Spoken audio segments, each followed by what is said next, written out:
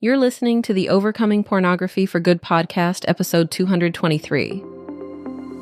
Welcome to the Overcome Pornography for Good podcast, where we take a research-based, trauma-informed, and results-focused approach to quitting porn. This approach has been revolutionary and changed thousands and thousands of lives. I'm your host, Sarah Brewer.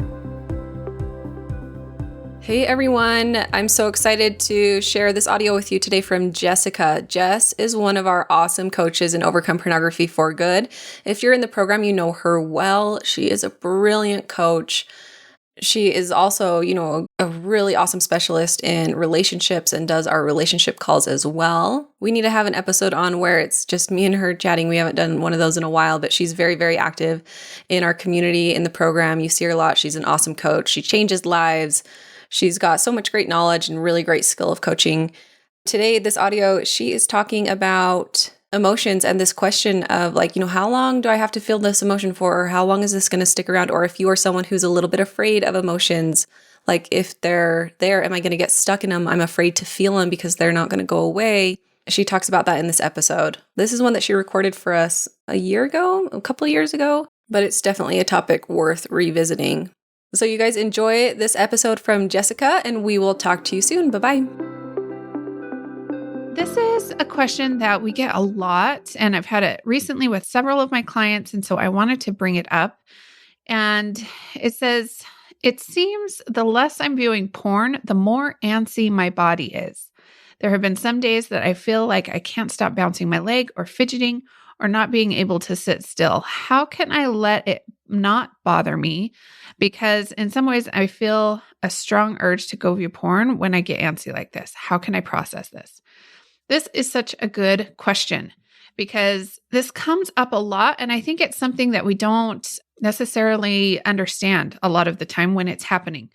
So an urge to view porn and really any emotion that we experience, all it is a sensation in our body, right? It starts out as a thought in your brain. Like in this circumstance, it might be something along the lines of, I'm having this urge, but I know viewing porn isn't what I really want. And so there might be some dissonance there, which is naturally going to create some anxiety. And so you have this sentence in your brain, and your brain is going to send chemical signals to the rest of your body, letting your body know, okay, we're anxious now. Like we're having some anxiety, and that's going to manifest as certain sensations in your body. It might be this antsy feeling where you feel like you're bouncing your leg all the time, or you might get like sweating palms. It might feel like a tightness in your shoulders or in your chest.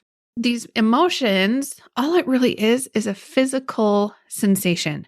And when we process these emotions, all we really do is we learn how to sit with those emotions and just let them be. In the question, he says, how do I not let it bother me? If I was coaching this person on a coaching call, I would say, maybe it's okay for it to bother you for a little bit.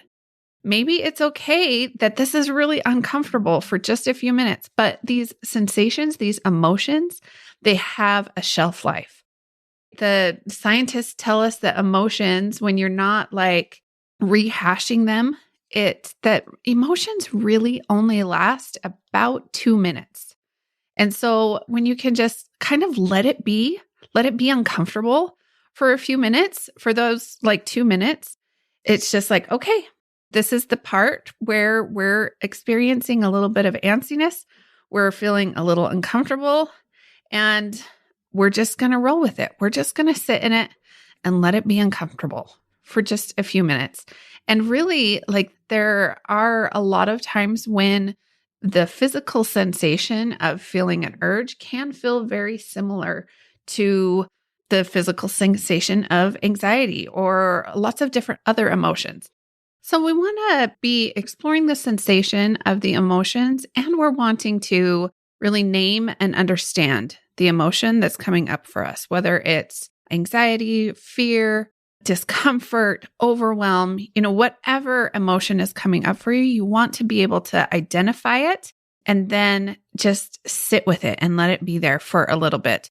One of my favorite examples of this is If you've seen the movie, I think it's Batman Begins, there's this really cool scene where Bruce Wayne, he's spelunking down into what's going to become the Batcave. And he's climbing down, and he's struggled with this fear of bats for his entire, since he was a child.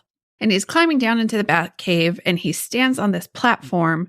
And from the side, he notices this like huge cloud of bats that just are coming at him.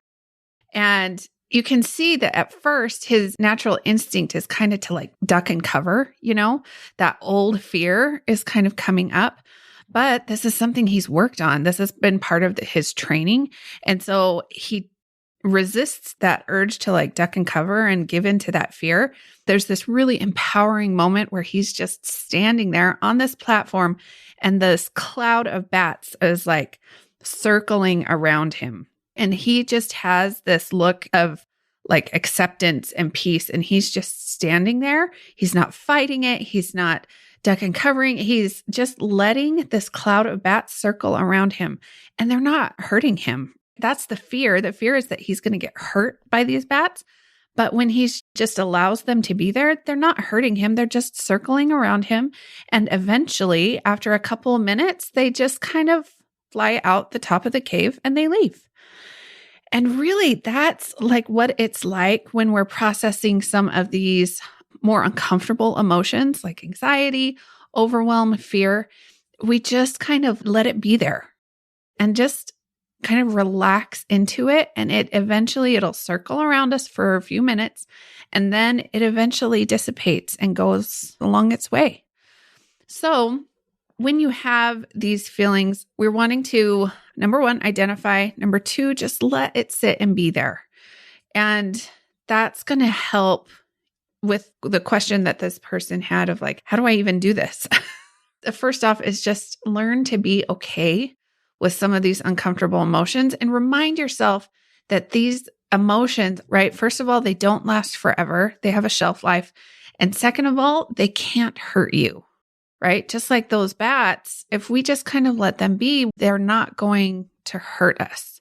It's just a sensation in your body that might be uncomfortable for a few minutes, but it's going to run its course. And while it's doing that, it can't hurt you. So I thank you for being here, and I will see you next week. I want to invite you to come and listen to my free class, How to Overcome Pornography for Good Without Using Willpower. We talk about how to stop giving into urges without pure willpower or relying on phone filters so that you can actually stop wanting pornography. We talk about how to stop giving up after a few weeks or months, and spoiler alert, the answer isn't have more willpower. And then lastly, we talk about how to make a life without porn easily sustainable and permanent. If you're trying to quit porn, this class is a game changer. So you can go and sign up at sarahbrewer.com/masterclass, and it is totally free.